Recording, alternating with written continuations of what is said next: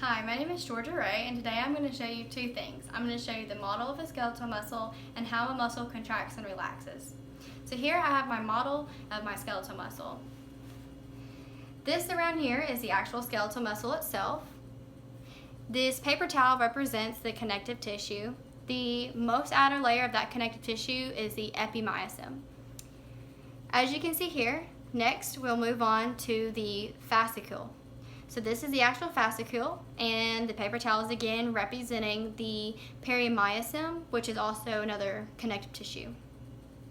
Inside of the fascicle, we have a muscle fiber, and it is also protected by a layer of connective tissue that we call the endomysium. Inside of a muscle fiber, we have a myofibril. I used a pipe cleaner to show that it has texture and that it's striped due because it's composed of sarcomeres. So now that you have an understanding of the skeletal muscle, let's move on to the contraction and relaxation of a muscle. So first, an impulse must be sent to the brain. The brain then sends the impulse down to the axon terminal. This axon terminal is connected to each individual muscle fiber. Once the impulse gets down to the end of the axon terminal, it sends a release for acetylcholine, which we're going to call ACH.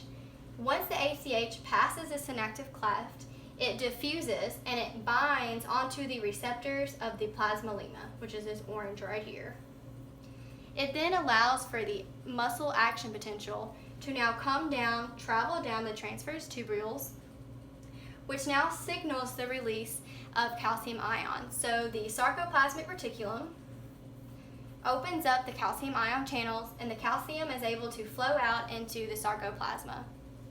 So now all this right here is the sarcoplasma, and now we have the sarcomere.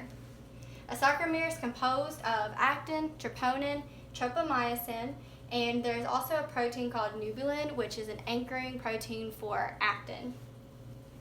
Here we have our myosin head and the axis that it lays on. It is also composed of titin, which helps the myosin head form on its axis. So this is our calcium ion. It's going to bind to troponin. Once that binds to troponin, that allows for the contraction to occur. This allows for the myosin head to now attach to the actin. This is what we call a power stroke. Once the myosin head attaches to the actin, it starts to pull the sarcomere closer to the end line, like so. And it overlaps, completely covering the H zone. And it continues doing this motion until the calcium ion channels close. The rest of the calcium ions that are still active actually breaks down ATP, which is energy, and that allows for the myosin to now relax. The troponin now binds back on. The troponin and tropomyosin now binds together, which allows the myosin head to release and relax, and now the sarcomere returns to its relaxed state. And that's a muscle contraction and relaxation. I also have a closer up example of a myosin head. So here's a pipe straw cleaner. This is a myosin head, and here's going to be our actin, or troponin, or tropomyosin. So, let's see. Once the troponin and calcium bind, the myosin head lifts up.